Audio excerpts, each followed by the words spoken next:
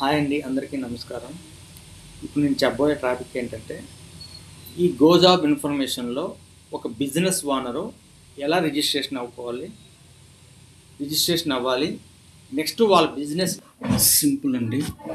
ఇప్పుడు రిజిస్ట్రేషన్ అనేది business owner select చేసుకోవాలి.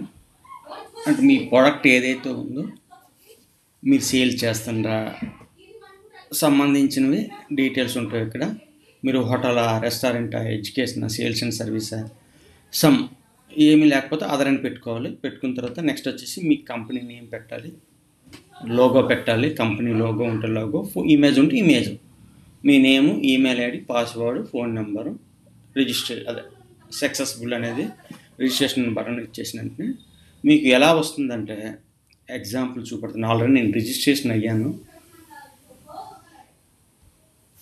నెక్స్ట్ రిజిస్ట్రేషన్ అయిన తర్వాత మీరు లాగౌట్ అయిపోతే ఇలా మళ్ళీ బిజినెస్ ఓనర్ సెలెక్ట్ చేసుకోవాలి.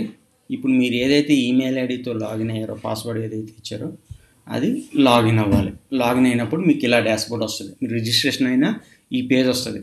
ఈ పేజ్లో మీరు ఏమైనా అప్పుడు అక్కడ ఏమి ఇచ్చారో పేరు ఇస్తారు కదా, ఇచ్చేటప్పుడు ఇక్కడ ఏమైనా మిస్ అయితే మళ్ళీ మీరు అప్లై చేసుకోవచ్చు.